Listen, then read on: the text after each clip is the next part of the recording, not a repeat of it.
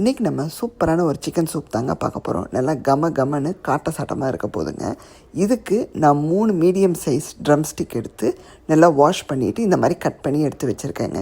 எலும்புள்ள சிக்கனாகவே எடுத்துக்கோங்க, அதுதான் சூப்புக்கு சூப்பராக இருக்கும். இப்போ ஒரு இடி உரலில் 1 டீஸ்பூனுக்கு தனியா, 1 டீஸ்பூனுக்கு சீரகம், அப்புறம் 2 டீஸ்பூனுக்கு முழு மிளகு இதை சேர்த்து நல்லா இடித்து வச்சுக்கணுங்க. ரொம்ப ஃபைனாக கொண்டு போயிடக்கூடாது. ஜஸ்ட்டு 1-2 இடித்து ஓரமாக எடுத்து வச்சுருங்க.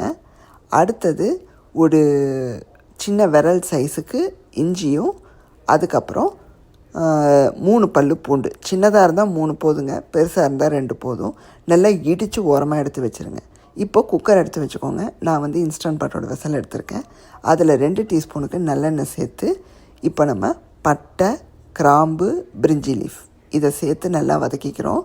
ஸோ ரொம்ப சேர்த்துடக்கூடாது. ஒரு பட்டை, ஒரு 2 கிராம்பு, ஒரு சின்ன துண்டு இது சினமன் அதை சேர்த்து நல்லா வதக்கிக்கோங்க. இப்போது ஒரு பெரிய வெங்காயத்தில் பாதியாக ஒரு ஆஃப் மட்டும் எடுத்து நான் பொடியாக நறுக்கி வச்சுருக்கேன், அதை உள்ளே சேர்த்துக்கிறேன். ஃபுல் வெங்காயம் சேர்க்க தேவையில்லை, பாதி போதும். நீங்கள் சின்ன வெங்காயம் கூட சேர்த்துக்கலாம். ஒரு 7-8 சின்ன வெங்காயத்தை பொடியாக நறுக்கி கூட சேர்த்துக்கலாங்க. வெங்காயத்தை நல்லா வதக்கினதுமே இப்போது இஞ்சி பூண்டு இடித்து வச்சுருக்கோம் இல்லைங்களா, அதை உள்ளே சேர்த்து நல்லா வதக்கிக்கோங்க. வெங்காயம் பாதி வதங்கினா போதும், ரொம்ப ஃபுல்லாக ப்ரௌன் கலராக ஆகணும்னு அவசியம் இல்லை. அடுத்தது கொஞ்சமாக கருவேப்பிலை சேர்க்குறோம், 2 பச்சை மிளகாய் கீரி சேர்த்துக்கிறோங்க.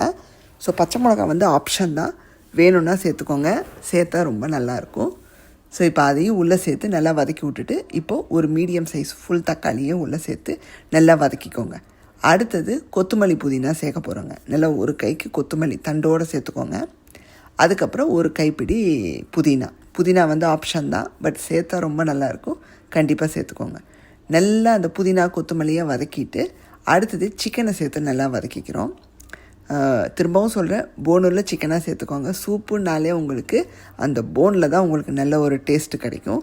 ஸோ சேர்த்து நல்லா வதக்கி விட்டுக்கோங்க. மஞ்சத்தூள் போட்டு வாஷ் பண்ணி வச்சது தான், அப்படியே உள்ளே சேர்த்து நல்லா ஒரு 2 மினிட்ஸ்க்கு வதக்கி விட்டுக்கிறோம். சிக்கன் அப்படியே உங்களுக்கு மாறும் வெள்ளை கலரில், அந்த அளவுக்கு.